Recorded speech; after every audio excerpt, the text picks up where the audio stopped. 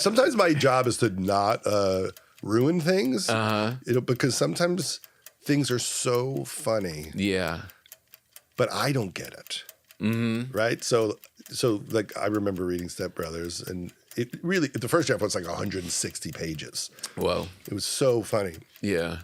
But there would be whole sequences where I would think, I mean, that's really funny. It makes me laugh sitting here. But would that work if you shot it? Right. Like, can you really have it be that Will sings opera at the end at the Catalina wine mixer? Will people know what this wine mixer thing means? Yeah. and in my head, I'm like, Judd, just be quiet. Don't be the guy who doesn't get it. Yeah. Don't be square. Then they cut it together and it's like perfect. They're like, oh, good, you shut your mouth. It's breaking bread. Thanks for being here. I'm happy to be here. I know. This is really exciting. I baked this bread for you, and My favorite. I think I nailed it. Leslie is going to be so happy. It's her favorite type of bread. Oh, good. Sourdough. It's good. Like, we will eat this. I know some people take it home and they don't eat it. Yeah. But we eat it. We know who they are. We eat it.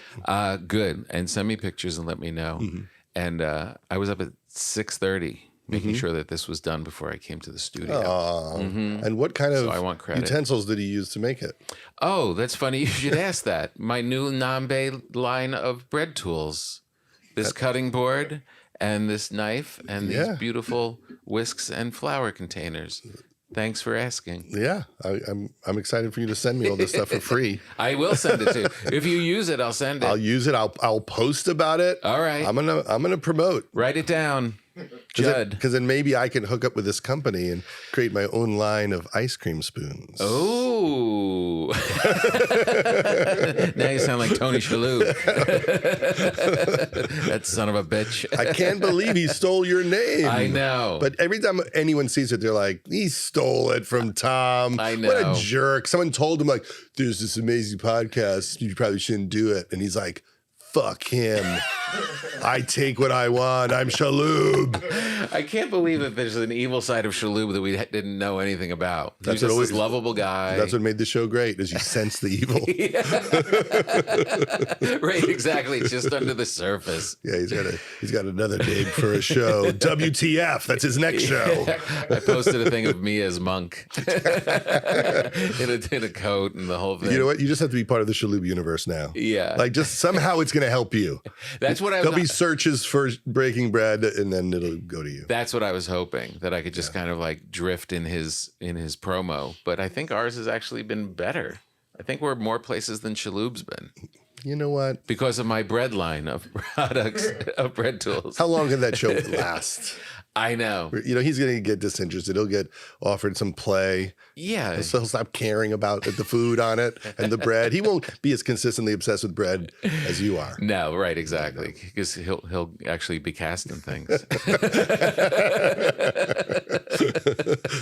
Your book is amazing. Oh, did you? So I send it to you, and that's Comedy Nerd. Comedy Nerd. In all honesty, lifelong obsession in stories and pictures. Comedy Nerd. Look at little Judd, little Juddy face. It's an autobiography in a scrapbook form. It's so good. Oh, thank you. It really is. I only got it 2 days ago, and I just sat in my living room. If you love comedy, and this is not a plug, this is just real. If you grow up on comedy and love comedy, your career has just woven through all of it in our lifetime. Like, there hasn't been anything big in comedy that you weren't somehow brushing up against, directing, being a big part, a small part. You could just kind of go through this for hours. It's a mental break in paperback form. That's what I thought when I finished it. I'm like, what is wrong with you? Well, like, just take a nap or something. How unusual that you have something that you love when you're like 8 and it never goes away. Yeah, that is very rare. I know it is a strange thing and weird to get obsessed with it. I mean, back then, you know, I was born in '67, so. You know, I was 8 when Saturday Night Live came on. So everything timed out perfectly for the formation of my brain. Right. That when Richard Pryor and George Carlin and Steve Martin and Monty Python and all these people were at their height, SCTV, it was right when I was getting interested in it. So it was all the best stuff. And then it turned into Letterman. And Yeah. On and on and on. And, but I don't know. I was always way, way too into it. But I also love that no one else was into it. Your buddies weren't? No one was. Everything, because they were all into sports and you know, they tolerated it. I had a friend of mine, Ron Garner, like years ago, just said to me, "I think I just got what you were doing in high school. I think I get it now." So no one wanted to talk about it the way I wanted to talk about it. Right. And I think that's different now. I think comedy is in the culture in a big way. Yeah. But back then, it really felt like there were only like 150 people in the country working in the field of comedy. Yeah. So it was like a goal you could achieve. Like, there's not that many people doing it. I think I could be like one of those people. Well, I always say, because I was born the same time, and I always say 7th grade was when I learned that it was a job. Mm-hmm. Like when I heard George Carlin and Steve Martin's albums in like one summer week. Mm-hmm. That's when it clicked, like, oh no, this is grown-ups doing this for a living. Yeah. Because I was running around just being funny with my friends or whatever. And I was like, oh man, this could be like a career. Yeah. I was so excited. Well, also Evening at the Improv was just starting. Yeah. Norm Crosby's Comedy Shop and Make Me Laugh. And so you're getting a little taste, like, there's a place in New York City where people go, this Catch a Rising Star or the Improv. And then in LA, the Improv and the Comedy Store. And you would get little, like an image in a picture or a weird thing on TV. You didn't have a ton of access to it. Yeah. And it was like, where is this place? And then when I was a kid, suddenly this restaurant in the middle of Huntington suddenly turned into East Side Comedy Club. Right. It was just a restaurant in the center of a huge parking lot. Yeah. And then it said Comedy Club. And I was like, what happens in a comedy club? Right. It's a comedy store? What do they sell? What do they do in there? Yeah. And I got a job as a busboy and a dishwasher. How old? I was 15. 15. And I would take a cab home every night. I spent all the money I made working there went to the cab home. Right, of course. But I didn't care. Yeah. I just wanted to be in there to see, you know, a lot of comedians in the 80s doing coke. Go back even earlier. Wacky Packs and Mad Magazine. Yeah, of course. Were Mad you into Magazine. those? Yeah. Right? Because that was, I mean, it's so cool to see in the book. I think it's at least 2 times that Mad Magazine did a thing on you as a kid that was just obsessed with Mad Magazine. Because you saw that there was something, some grown-up somewhere were looking at the adult world and taking it apart. And shitting on it and having a laugh at it. And as a kid, you're like, not all these grown-ups are assholes. Yeah. And these assholes make fun of these assholes. Yeah. I know. It's funny because Mad Magazine was such a big part of my life as a little kid. I never think about it that much, but I was always reading it. Always. And I loved Don Martin. Oh, my God. Don Martin cartoons. Just the shoes and the faces. Were so funny. And Mort Drucker lived down the street from my friend Brand Eigen. And no, he was his neighbor. And we're like, the guy that draws like the big article in every Mad Magazine lives in that house. No way. And it took us years to work up the courage to just knock on the door. And then he let us in and showed us how he did it and gave us Mad Magazines before they came out. And we're like, why didn't we knock on his door sooner? Oh, that's crazy. I was in Winnipeg doing a show a couple months ago, and it was this like crazy old bookshop, like where things are just like the shelves are caving in and just like, just feel the place musty. And I said, Mad Magazines? You have Mad Magazines? And he took me to 2 boxes of Mad Magazines, and every cover, I remembered every single cover. Oh my gosh. You're just like, oh yeah. It all just hit. Going up and knocking on the door like that, that I think is the thing that is unique to your story, because I'm a door knocker. Yeah, you're not going to be stopped. Yeah, like what was it in you as a little kid that made you able to ask for autographs, knock on people's doors, ask for interviews? You weren't going to be stopped. I mean, I was a little bit like a Long Island rat. Do you know what I mean? Like, I was like look at an obnoxious little kid. I walk up to you. Well, you're not so great.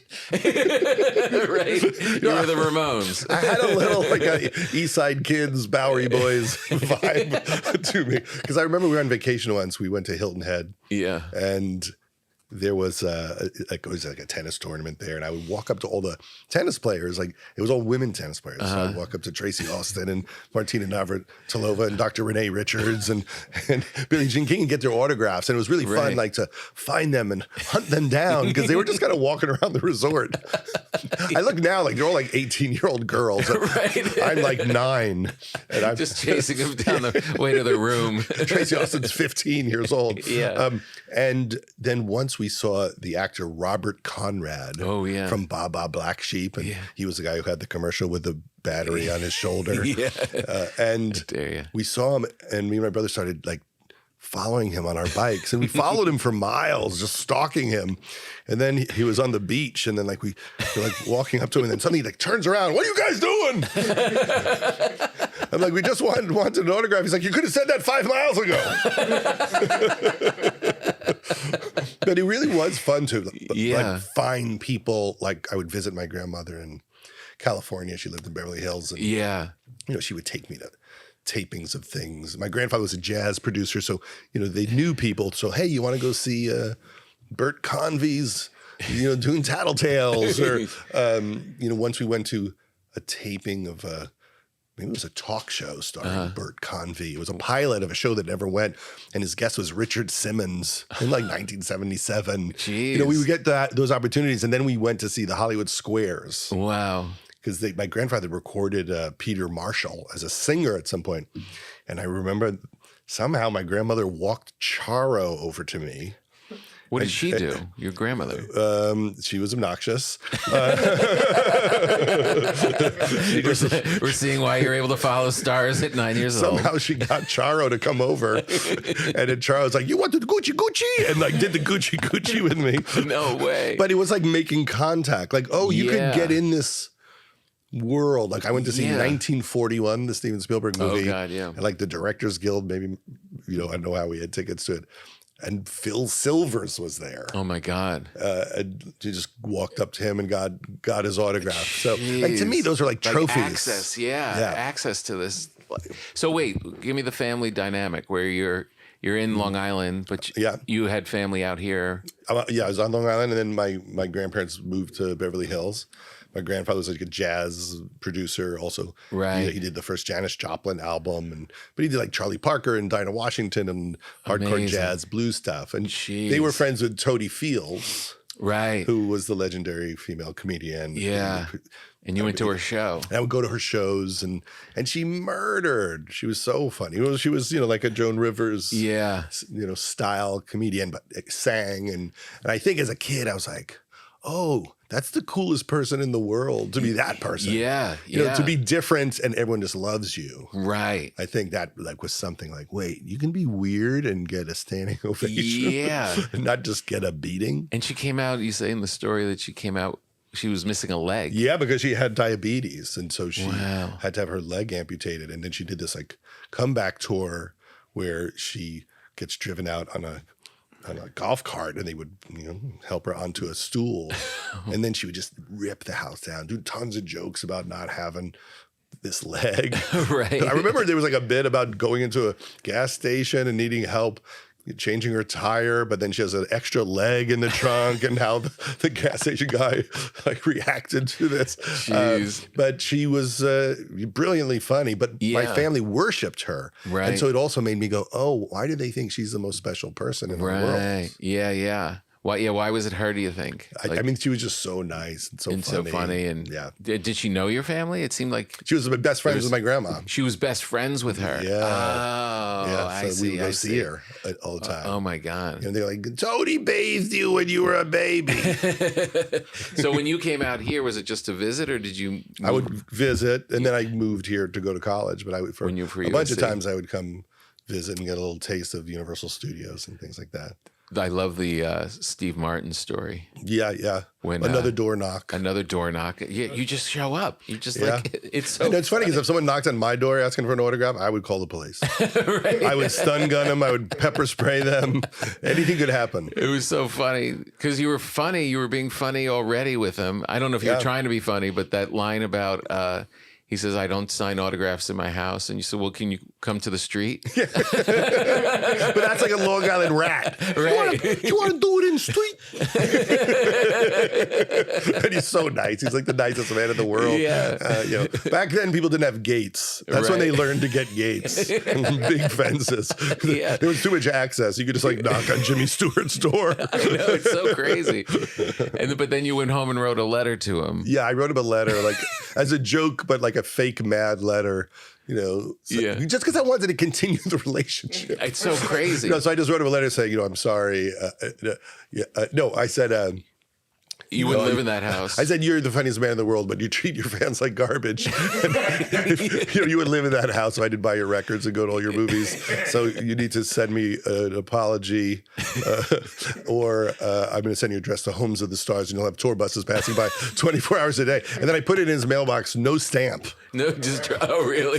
Which is the ultimate stalker move. Yeah. No stamp.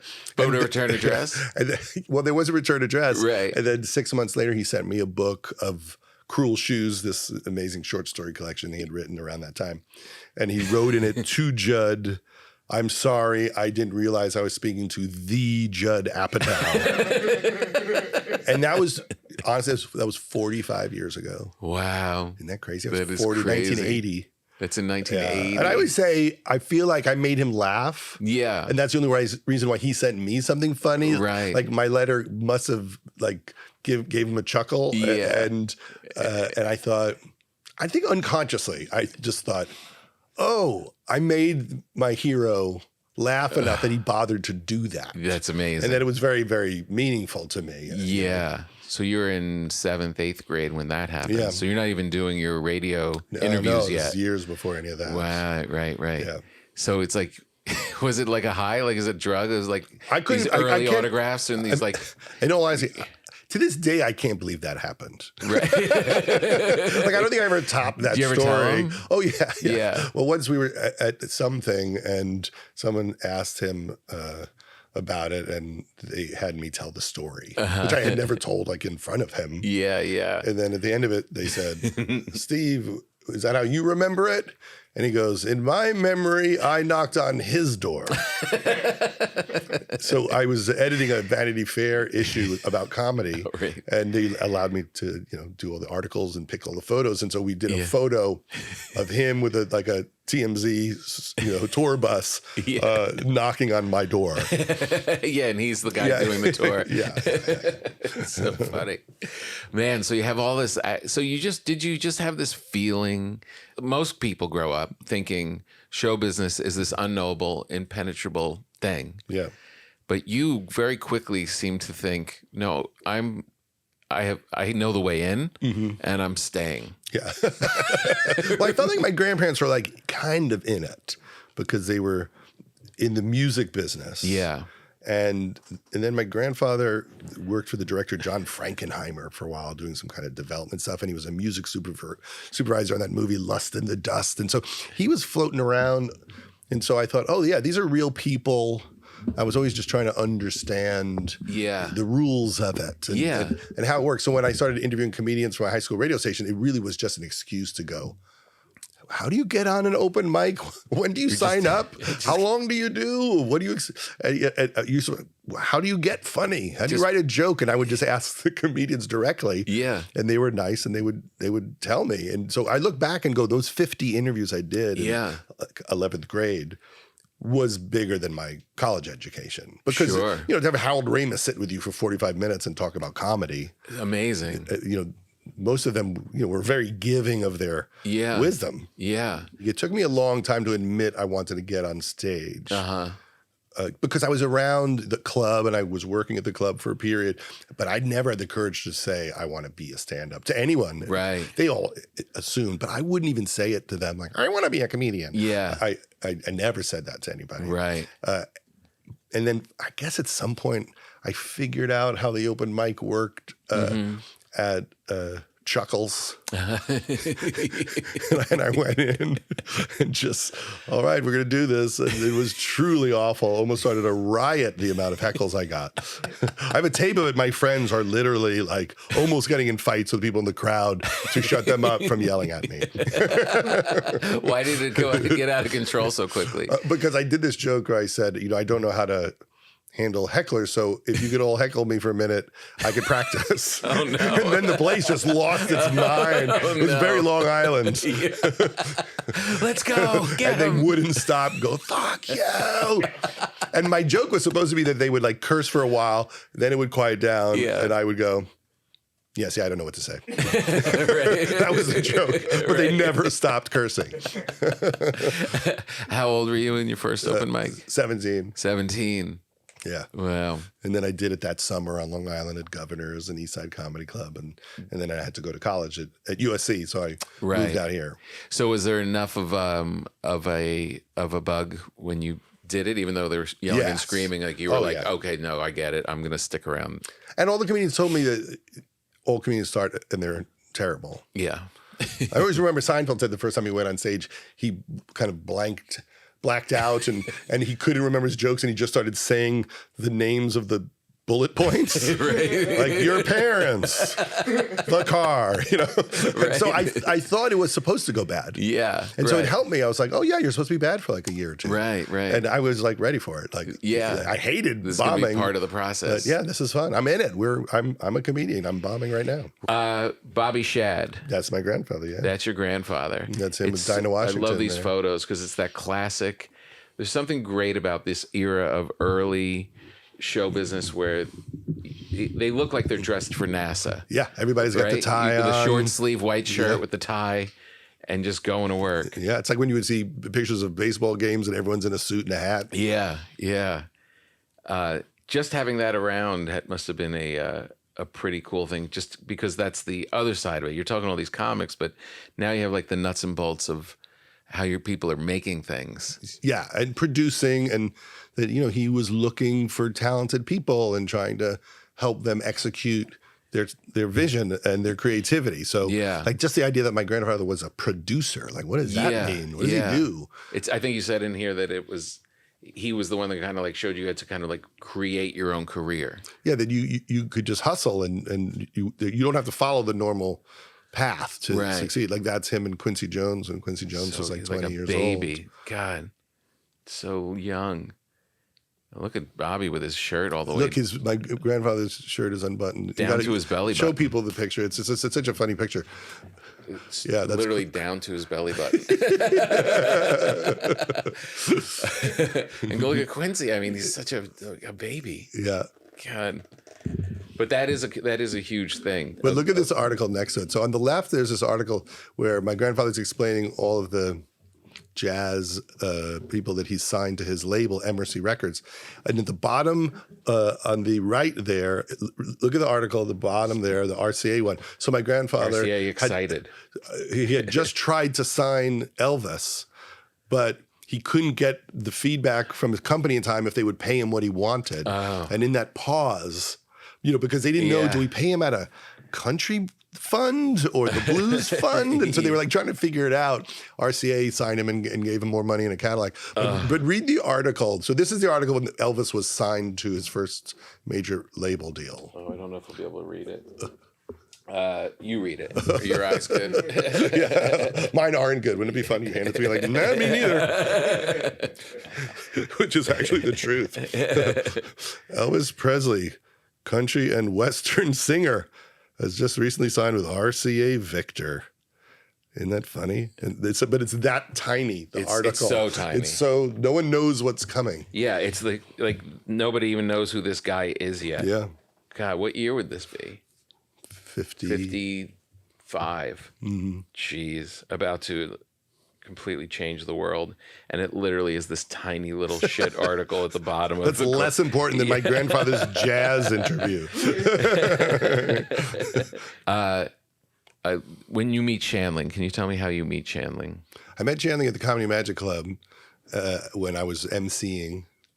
And I think my manager, Jimmy Miller, was like, you should let John write some jokes for you, because he was about to do the Grammys. Right. And Gary didn't really respond in any way positively. And then months later, I got a call, oh, he's looking for jokes for the Grammys. For the Grammys. And are you out of USC at this point? Or yeah. And so I went home and like wrote him like 100 jokes. Yeah. Because I was They were looking for like 20 and you showed up with like 100. I just spent all night just writing it. And I think was he on your radar as like what he was at that time? Were you? And that was when he was doing It's Gary Shandling's show. Right.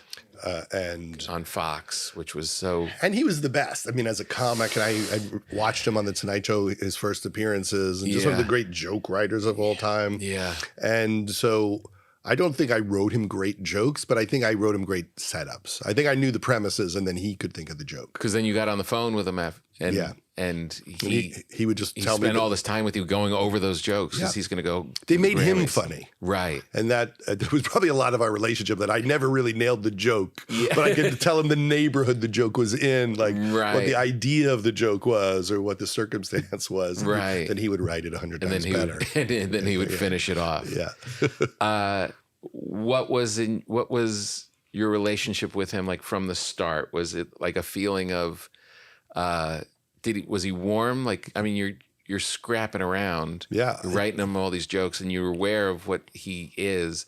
That could easily be a contentious relationship, or he could be kind of taking you as a big brother or a father. It was very. I mean, he was just so nice to me. Yeah, to the point where you almost can't believe it. Right. That he was just so welcoming, and he allowed me to go to the show at Radio City Music Hall and be on stage during the show. Right.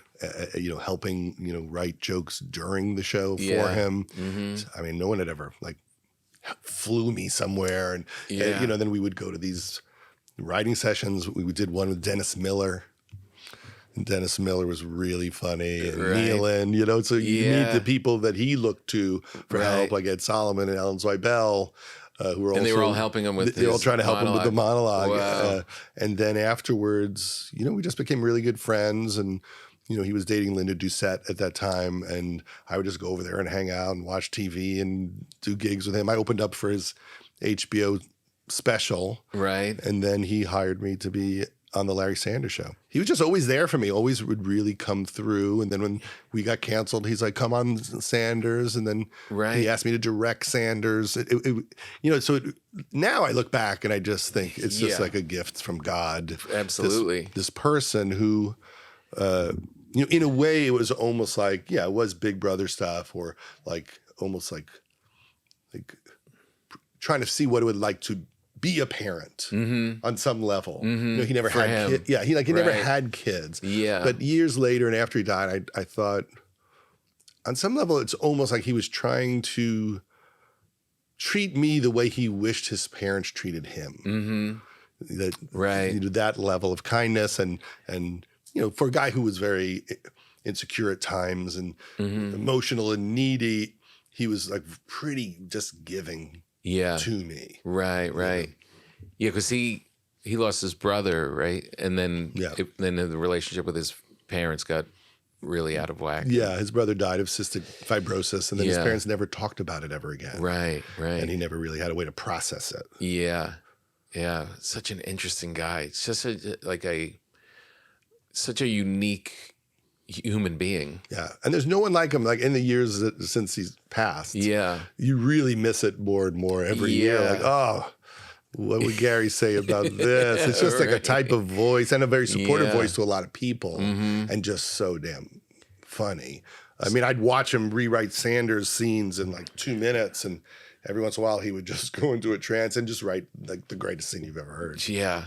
So when you cross paths with him, you're doing stand up and you're kind of making your way as a comic and things. When he starts giving you these gigs, it seems like there's a fork in the road between stand up and going and making comedy and TV and these other ways. Yeah. Is that what happened? Yeah, because I never thought about storytelling. I mean, when I was a kid, I just thought about jokes. Yeah. It was like Rodney Dangerfield jokes. Right. I never thought about personal storytelling.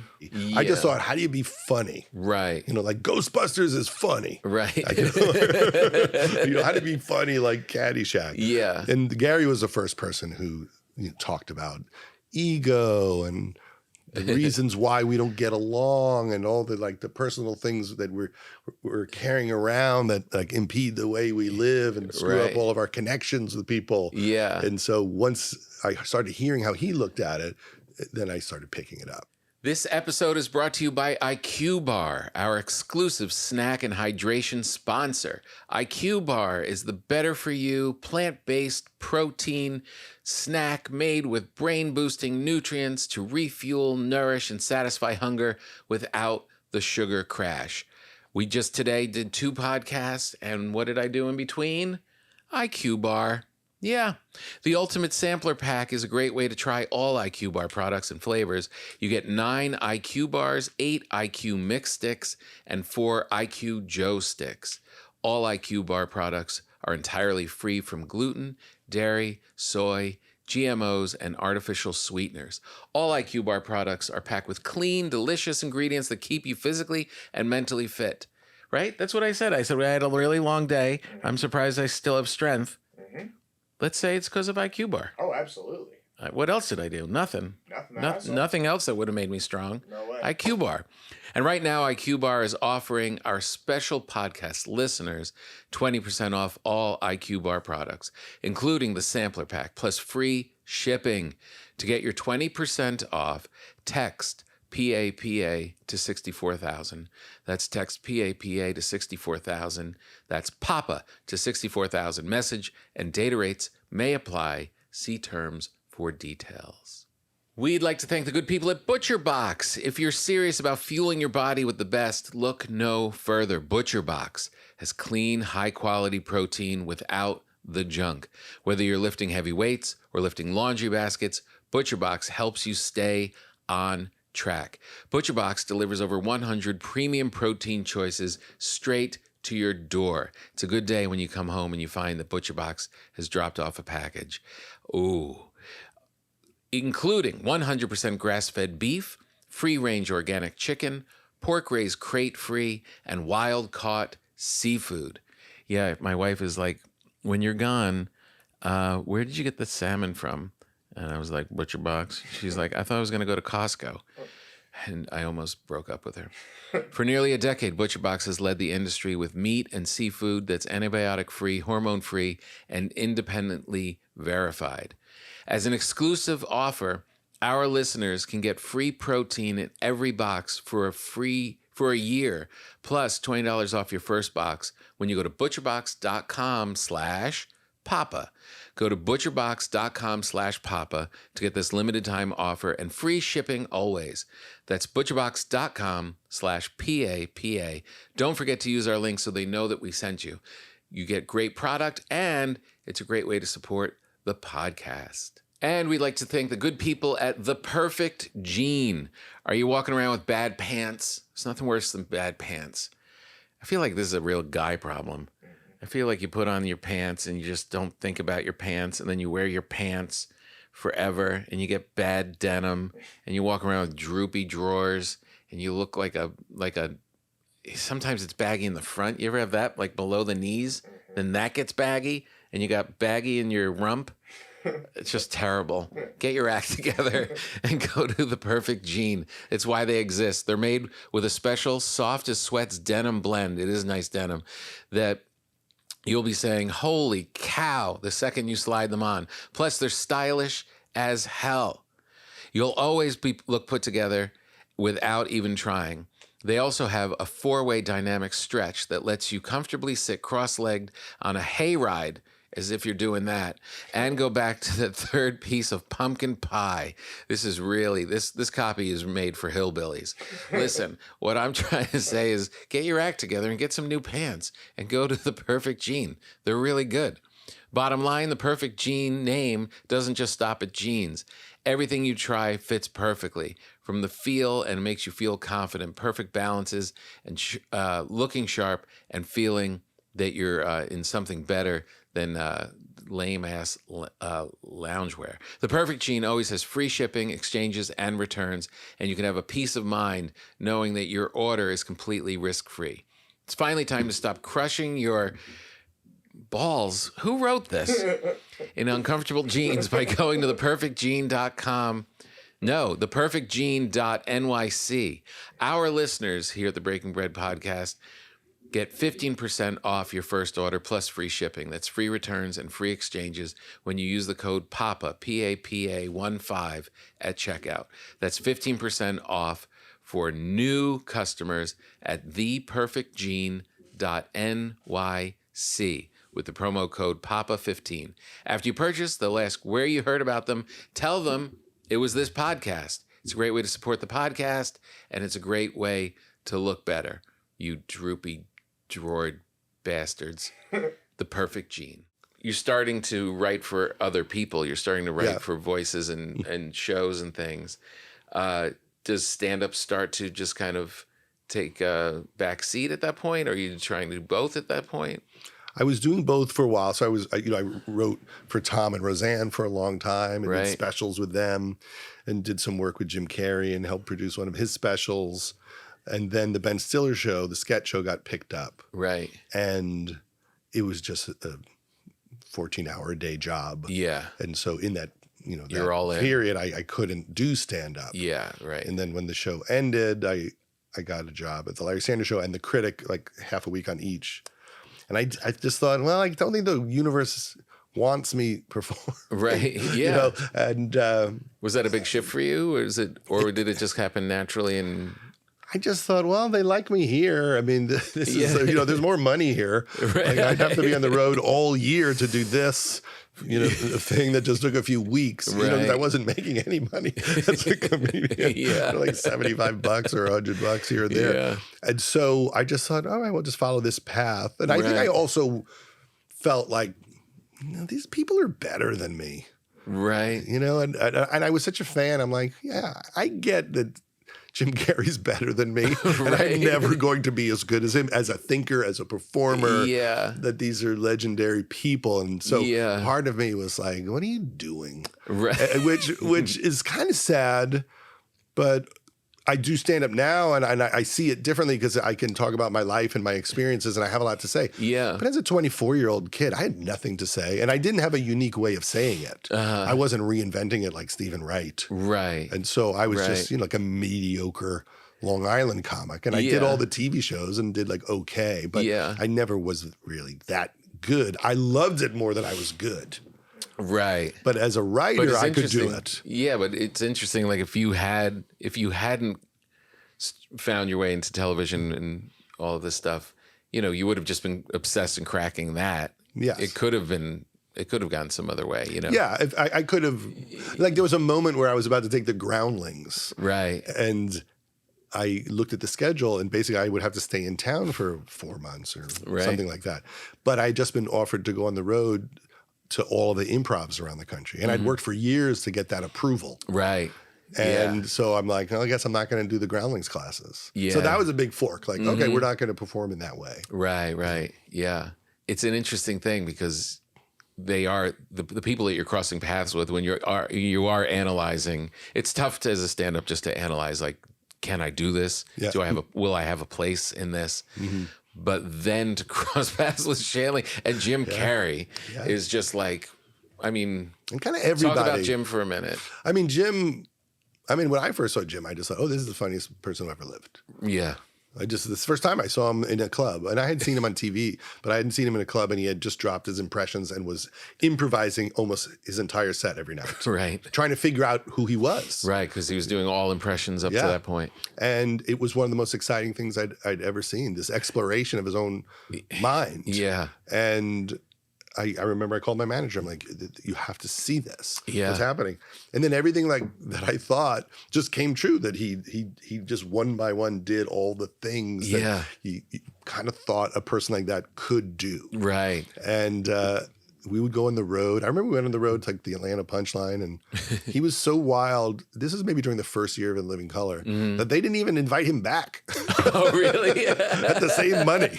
Like, it was a crazy act. Really? It was intense and all or nothing. Really? And it was brilliant. And then later, we did the special. At that time, was he playing to just a portion of the room? And who cares? Just comedy clubs. I mean, it was... No, but I mean, like the audience reception to it, was it... it was too much for some of the audience, but I mean, he was doing like post-nuclear Elvis impressions. And, I mean, some nights they would go for him 100%. Yeah. And, other nights it was more improvisational, and sometimes it would bomb for a while, and then he would pull out of it and annihilate off of the bomb. Right, yeah. I mean, all sorts of things happened, but it was so creative. His mind was on fire. And you could see that in the early movies, like the power of his mind. Yeah. In addition to the physicality, he was just firing. Yeah. Trying to figure out who he was. Right. God, just a force. I literally said to, look how beautiful your wife is. How'd you meet your wife? We worked together on The Cable Guy. It was The Cable Guy. Yeah. Which was a lot lighter script, you said, than it ended up being. Yeah. It was, a little more like a What About Bob type of movie. And then, Jim wanted to make it more like a dark movie, and Stiller was really into this like unlawful entry, hand that rocks the cradle vibe. Yeah. And then Leslie came on, and Leslie, is the one who, really pushed me to get better as a writer. And, how do you write well for women? And, how can you be more truthful? So when we worked on, the movies about her and Rudd, we would have these multi-year conversations about the scenes, and so many of the scenes, she pitched as counters to scenes that I wrote. Well, if you're going to talk about this, then you should talk about this. Oh, interesting. Yeah. Was she a writer as well? She isn't an official writer, but she was pitching jokes and improvising and scenes and concepts. Right. Could see how to put it all together. And all the time it'd be like, oh, maybe the end of the 40-year-old virgin drunk driving scene, I should vomit on him. And like a lot of those. Where she would think of the big button or the set piece. Yeah. When you were working with her and stuff, were you intimidated to hit on her? I'm intimidated by all people, but I definitely was. I mean, I was a bumbling mess always, and maybe still am. Maybe still am. I was in my mid to late 20s. Late 20s. Yeah. Right. So you're not. But I also, the second I met her, I just thought, oh, this is the person I'm supposed to be with for the rest of my life. Right. So then you're really trying hard not to say the wrong thing. Yeah, no kidding. The stakes are much higher. Did she agree right off the bat? No, of course not. It took a while. Yeah. There's a lot of convincing to do. Of wearing her down. This is the point. Okay, so wait. In the book, we get up to Freaks and Geeks. Mm-hmm. And so we've been in Shandling's world, Jim Carrey world. Freaks and Geeks is such a huge moment. It was like, this was like one of those that is you had to feel like, all right, this is like hitting people in a different way. Like people are talking about this, right? Yeah. It had that kind of a vibe to it, and it was speaking to a generation that really hadn't been spoken to in a comedic but heartfelt way.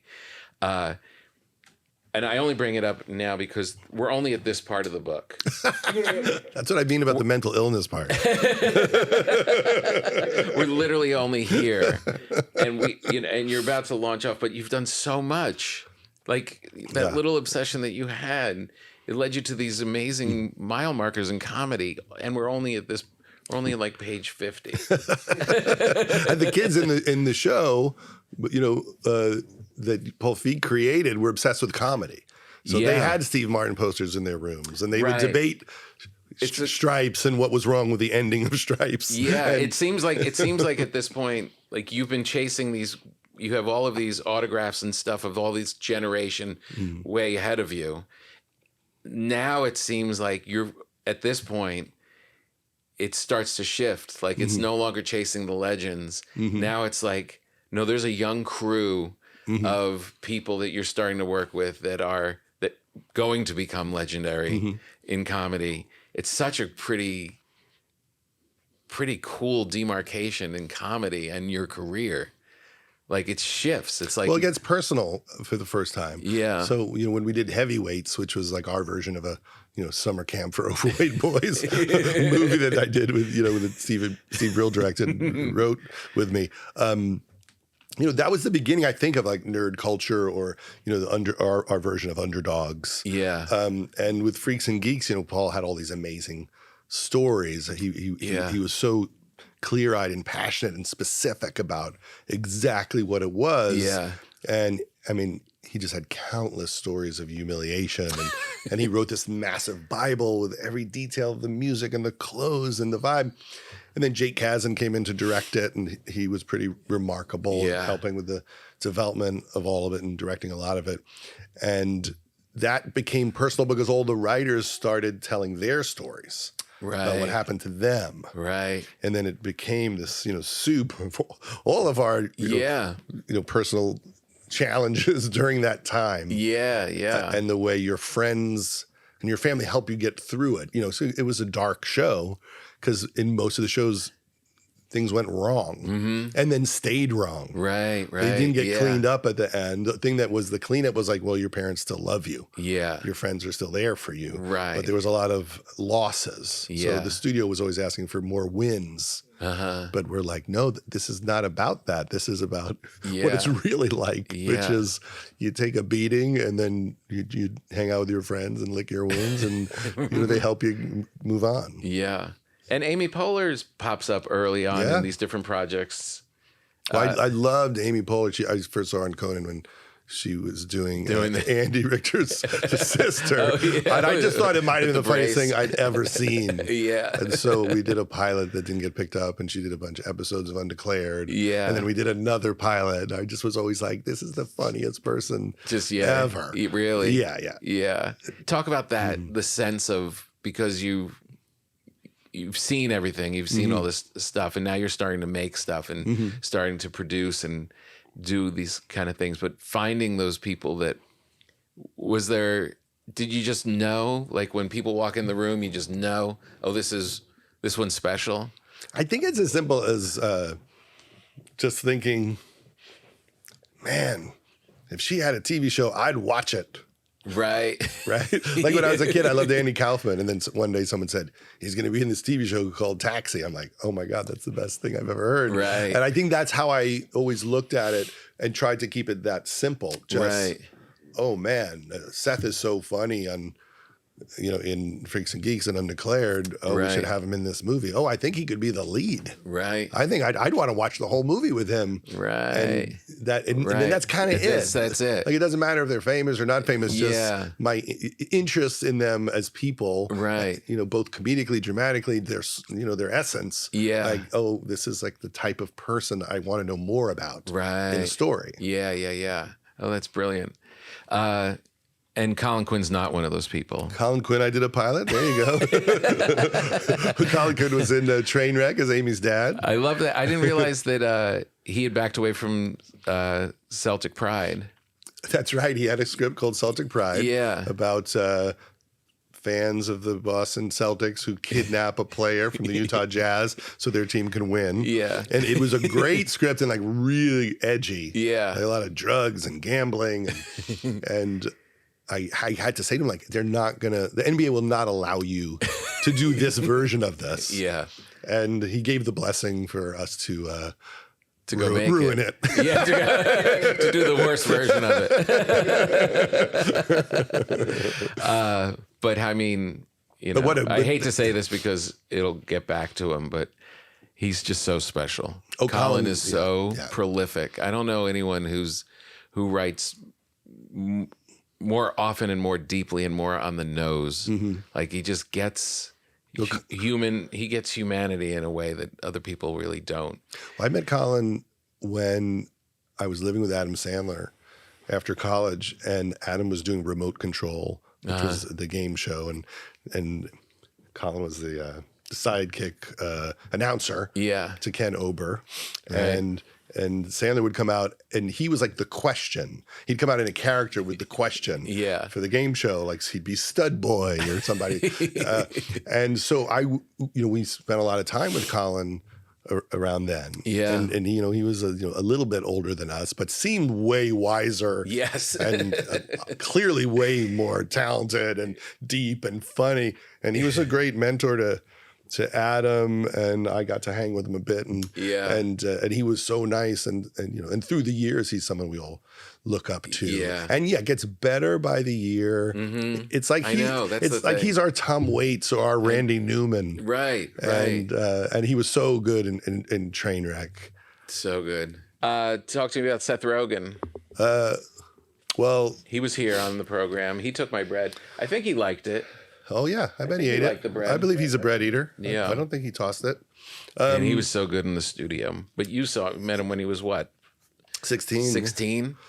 You know, he read for Freaks and Geeks. We saw it on tape. So you get a tape and there's like 40 people reading. Yeah. And Paul had written some generic freak scenes. And, you know, one of them was like a kid doing a monologue about how he has a dream of having an underground pot farm. And then when the cops come, he could always like blow the entrance. And then they just think it's a cornfield. And he's like explaining this like stoned theory of like the underground grow lights. Yeah. And he did it so funny. Right. And so we had to bring, you know, the whole cast to NBC to get them approved. But there was a transition in the head of NBC. So the head of NBC was now kind of the money guy. The creative guy had left and they hadn't replaced him yet. Oh, geez. So this higher up guy was kind of in charge for a moment. Oh, no. And then we had this tape of Seth, and I somehow pulled some scam where I'm like, yeah, he's up in Canada, and this guy too. And I was just him on tape, so Seth didn't have to fly down. And that guy approved the entire cast, which never happens. Wow. Usually they interfere and go, you Yeah. have these three and not these two, and that's why shows are bad. Yeah. But this guy didn't know to try to take over. Right. And he just said, oh yeah, this all seems good. And that's why Not the interested. cast was good. And so That's amazing. and then Seth would be, you know, we didn't really know what he was capable of because in the beginning, you know, he was a guy making kind of wisecracks. Right. And, you know, just like the funny, sharp, edgy friend. Yeah. Who would just pop in with the great, vicious line. Yeah. But the more we got to know him and the more we saw him work, we were like, wait, he's like a sweetheart. Right. So underneath that is a super sweet guy. Right. And that's funny that he's kind of edgy, but a softie. And we would see him improvise when we were trying to fix scenes sometimes. And we were like, oh, he's a writer. Yeah. Because what he's improvising is amazing. Yeah. Yeah. And then we did Undeclared the next year and brought him on. He was 18 as a writer. And he wrote amazing episodes. And he'd already started the show. written Superbad on his own with his At like friend. 14. At 14. Yeah, and he had a real Very strong... similar thing to you, really. Like he had a Yeah. real comedy obsession as a kid. Yeah, the energy to Yeah. to really work hard. He was doing stand-up, I think, at like 15. Yeah.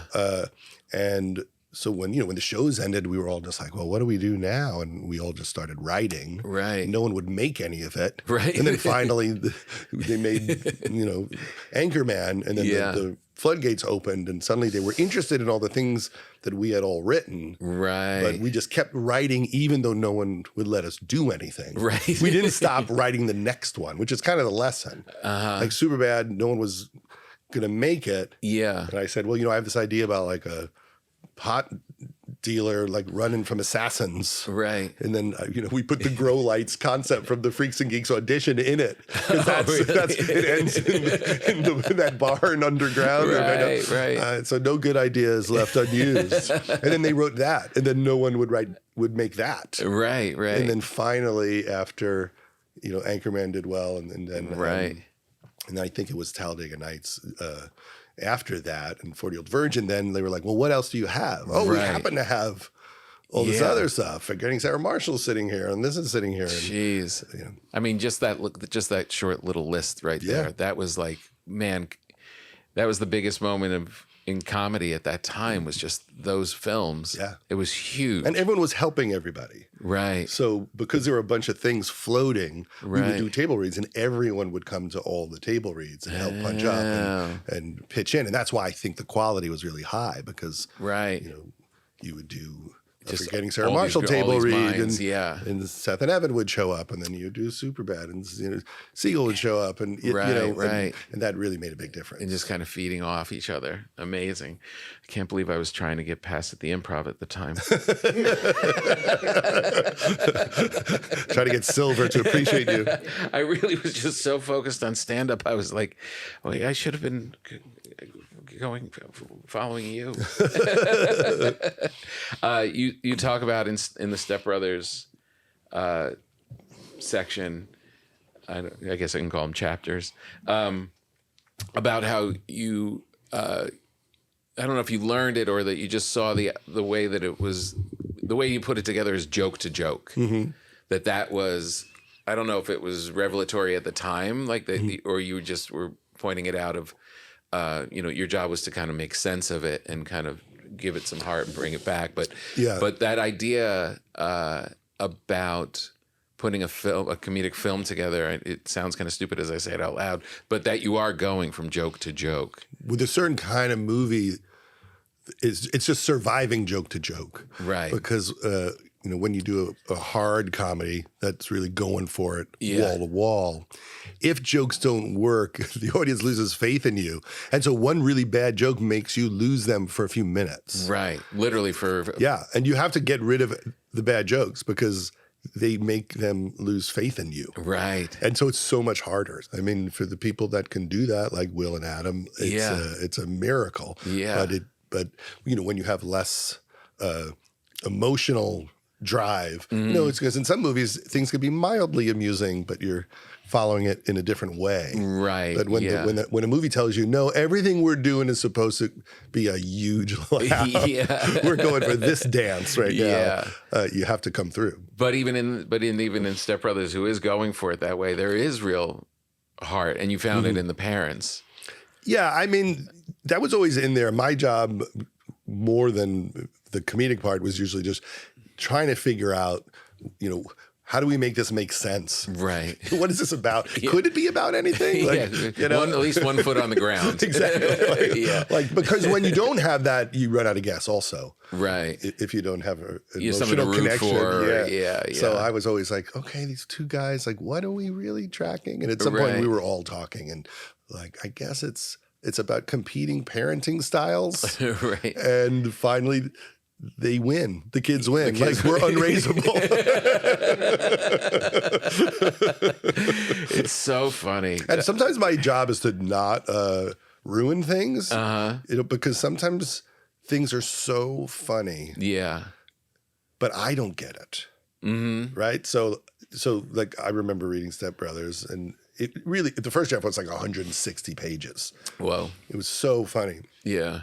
But there would be whole sequences where I would think, I mean, that's really funny. It makes me laugh sitting here. But would that work if you shot it? Right. Like, can you really have it be that Will sings opera at the end at the Catalina wine mixer? Well, people know what this wine mixer thing means. Yeah. And in my head, I'm like, Judd, just be quiet. Don't be the guy who doesn't get it. Yeah. Don't be square. Then they cut it together and it's like perfect. They're like, oh, good, you shut your mouth because you didn't understand You this. didn't get in the way. What was that combination like, the Will, Adam... Just a thing. It magical chemistry. They're just completely in tune to each other's sense of humor and why they find things funny. I mean, a lot of these movies are about arrogant, dangerous, dumb men. Right. And what's interesting is you look back now, right? So we shot Anchorman in I think 2003, came out in 2004. Right.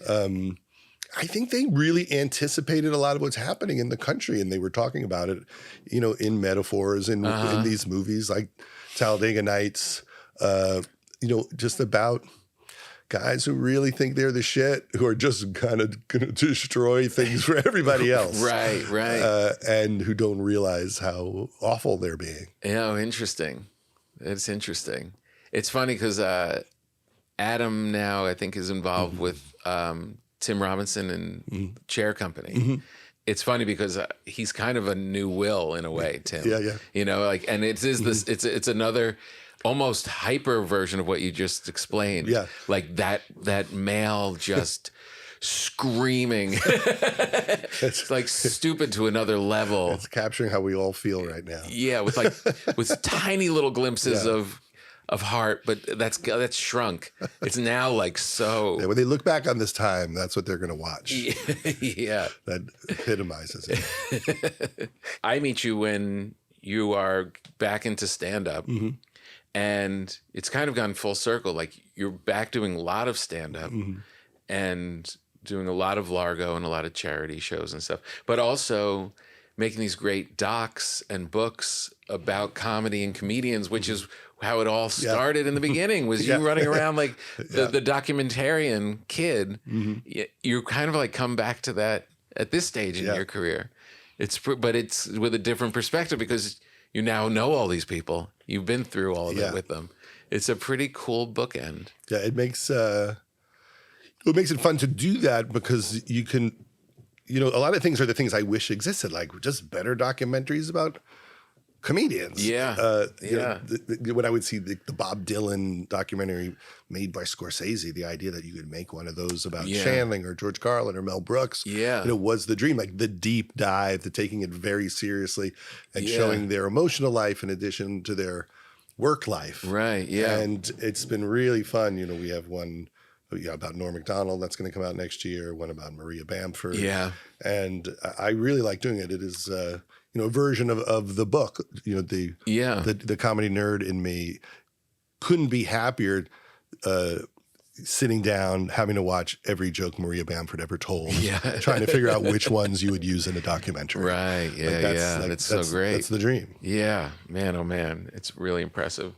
Can I ask you a couple uncomfortable questions? Of course, Thank you. Are you having fun? I love it. I don't like that you don't eat the bread during the conversation, but other than that, I think it works. It's dealer's choice. It's your bread. New York or L.A.? Whoa, that's a rough one. New York or L.A.? I'll say New York just because I put in a lot of L.A. time, and I am nervous about my house burning down. Yeah. Everywhere near my house, there's like these signs from the city that say, "You are in a stage 5 fire zone." It's like tons of warnings. I'm like, why do I need to be warned this much on my block? I get it. All my friends' homes are gone. I know what's going on. Exactly. By the way, proceeds of this book all go to Fire Aid and also to 826, which is a tutoring and literacy program for kids that Dave Eggers started. Oh, very cool. Yeah. So all the money goes. All my proceeds go. And after expenses, and expenses is like private jets and massages and stuff like that. Right, of course, prostitutes. We get it. Cheese or chips? Chips. Favorite chip? Yeah, I like a good kettle barbecue chip. That's good. Donuts or masturbating? Donuts or masturbating? Are they different? The only reason why I'm going to say donuts is like right as I was walking out the door, even though the Ozempic was kicking in, I saw a donut at the office and I'm like, I'm going to have one bite of that. And then I ate the whole donut. And I could have masturbated, but I didn't. So I guess I know. Ozempic has nothing on that. Have you ever had to fire someone for not being funny? Yeah, I did, yes. You did? I did once. Once, only once. I don't think I said that. I said that there was a lack of chemistry. But there just wasn't. Felt a spark wasn't happening that was supposed to happen. Right. Yeah. Colin. Best executive fight. There's a story in the book where we did the Ben Stiller show, and the man who canceled it, who never liked it, kept his job for many years running Fox Network. Right. And then they asked me to make a TV show for them. This is 7 years after the cancellation of the Stiller show. And I said, well, I'll do it, but you have to give me the whole season. You can't cancel me before the end of the season. Just give me a year to find the audience. Right. And then they said, okay. Wow. And then they canceled me in the middle of the season. So we were in Time magazine, and it was the cover. Not the cover. It was the best TV of the year article. And it was literally like The Sopranos, undeclared. And it was this rave of the show. And back then, something like that in Time magazine was kind of a big deal. Yeah. And so I took it out and I framed it. And then I put a little Post-it note on it. And I wrote to the executive, I don't know if you just fucked me in the ass again or your penis is still in me from last time.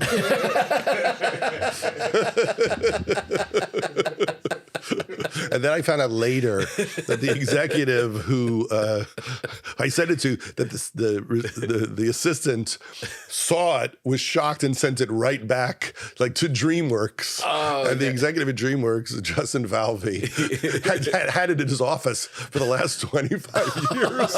And he sent it to me like a year ago, and he had it with the note on it. Amazing. So the executive never saw it. The executive, well, now he'll see it in the book. Oh, right. That's amazing. The book is amazing. Thank you so much for being here. This was really great. And I was going to just stay in my office and just be able to like just flip through. You do a really good job with books. Thank you, sir. The Shandling one was also the Shandling really one. special. And the Sick in the Head interview books are still out there. Yeah, just so great. And well, thank you for reading it. Yeah, I hope you read it in the toilet. I didn't. Yeah, it's built for the toilet because every page you could just open to. Yeah, it's heavy though for the toilet. That's right. It is. You know what? It's a heavy book. It is heavy. It is. Even I'm a little shocked by its girth. Yeah, its weight. You've done a lot, kid. It's very thick paper. Where do you go from here? Do you? I'm going to New York to do Colbert. Oh, The View. Seth Meyers. Nice. So I'm going to basically just talk politics and end my career. I'm just going to get really aggressive about my thoughts about things, and I'm going to stand behind it.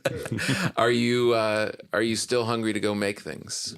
Like, I am. Film or TV things? Yeah, I'm going to make a movie next year, and excited to finish up these documentaries. But I am. I mean, so it's certainly a weird atmosphere out there. Yeah, it is. But I like that. I've been working on a movie with Glenn Powell, a comedy about country music that we're going to shoot next year. So that's good. That'll be fun. Oh, cool. Yeah, I was thinking about that. Of if you're a young kid today, you don't really have that path that you took because the medium has changed so much. And where you find comedy is so different. I mean, someone else will find a different path, but. This was unique to the time of like what you were able to digest and then go make. Now you can just get on Sora and make a 2-hour movie in 40 seconds. It's very different. Yeah, it's going to have a lot of soul. It won't be creepy at all. No. Thanks, Joe. This was great. Thank you, sir.